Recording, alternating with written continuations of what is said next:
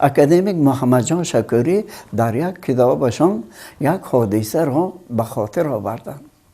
گفتن ما یک زمره ادیبان، ادبیات شناسان، منقدان با قطاره نشسته از دوشنبه به لنین آباد، اون وقت نامش لنین آباد بود، سفر کردیم. کوپه استاد مرزا ترسونزاده تا دیر شب پر از همسفران بود. یک وقت همسفران به جاهای خودشان رفتن، ما دو کس در کوپه تنها ماندیم.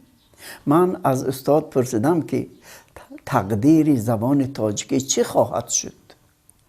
استاد آشکارا گفتن که زبان تاجیکی نیست می شود.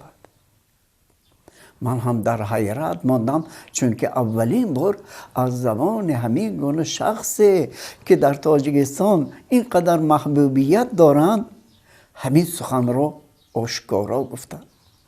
بعد من پرسیدم این شعر داستانهایی که شما ایجاد میکنید در آینده کی میخواند؟ گفتن در افغانستان و در ایران. چرا چنین گفتند؟ معلوم می شود که آن اهل زیا که در بالا از سیاست حکومت شوروی آگاهی داشتند، آنها پی بردند. بابا جان غفور فهم در همین دم مرگ در یک صحبتشان با معلمان دانشگاه ما اظهار همین گونه اندیشه کردند.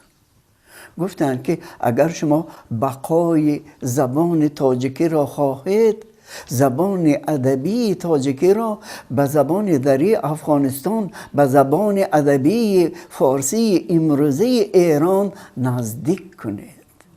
چون که پی بردند این مملکت ها مستقلند، تقدیر زبان در دست خودشان است، بنابراین این زبان ها باقی میماند، اما به سر زبان تاجیکی خطر آمده است. به یاد آوریم شخص یکم راهبر جمهوری کی به زبان تاجیکی در انجمنهای بزرگ سخنرانی میکرد؟ سخنرانی نمیکرد. بنابراین ضرورت به پیش آمد که ما باید قانون زبان قبول کنیم. لیکن در اینجا هم حتی اهل زیا هم دو دیله بودن که تاجیکستان با همه زبان تاجیکی خودش دولت را اداره کرده میتواند. خیلی بحث مناظره در مطبوعات به میان آمد و در آخرهای سالهای 70 و ابتدای 80 همین نسیم دموکراتیزاسیا به کشورهای ما هم که وزید و با چه انجام یافت؟ با قبول قانون زبان دولتی.